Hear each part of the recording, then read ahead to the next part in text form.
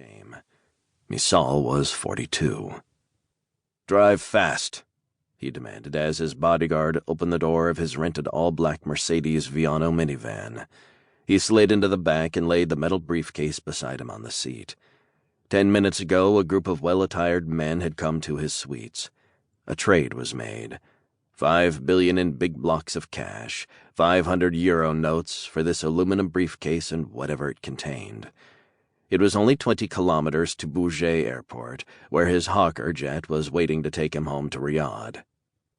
Already the 10-car convoy was on the Champs-Élysées, pushing aggressively through the rush-hour traffic.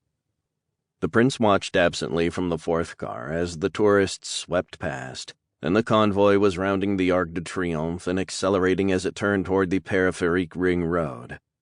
All these white buildings, all these stones. The prince thought of blonde girls and champagne and his fire-breathing father, who had never availed himself of either. He reached for his cocaine. He could hear the pressure thumping behind his ears as he snorted, so he closed them and leaned back, feeling the world speed up beneath him, letting himself drift. He didn't come out of his trance until the Mercedes jerked sideways, causing his head to bump the window. He opened his eyes. They were speeding 120 kilometers per hour, passing cars as if they were standing still. He watched as the driver swerved onto the shoulder following the lead car. It was mesmerizing, almost peaceful, as if the other cars were being pulled backward, allowing them to pass. And then he saw the black BMW.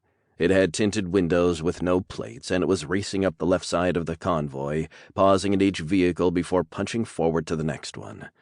It pulled alongside the minivan, artfully dodging traffic, and hovered.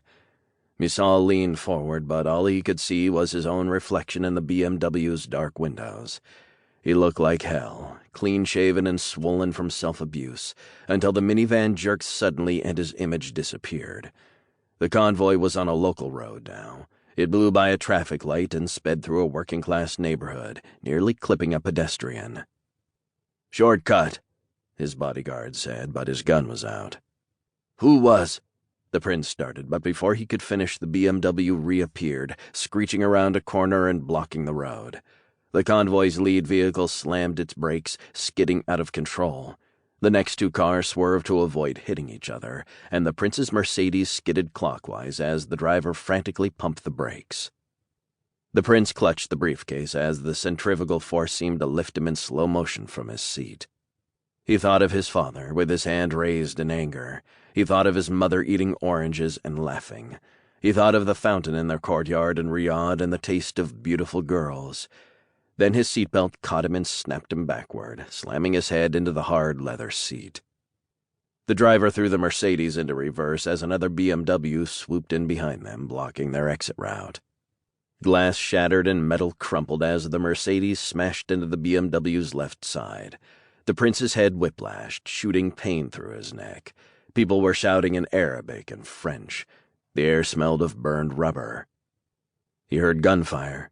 He saw his bodyguard turning to fire.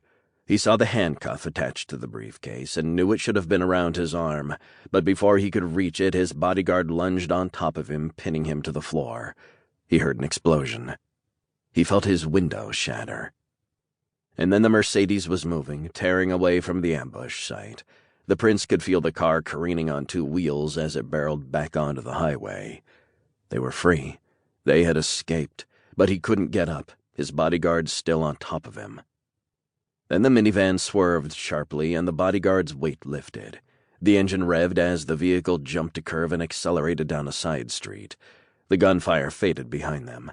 A hand grabbed his shoulder, pulling him up. The prince felt it, lightness, relief.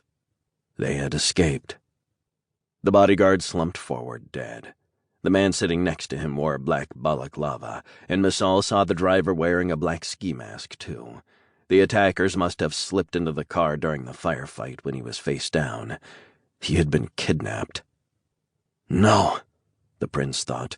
"We're in the middle of Paris in daylight." He clutched the briefcase. He saw the handcuff dangling from it like his father's disapproval and snapped it around his wrist. "Mauvais idée," the kidnapper said calmly. "Bad idea.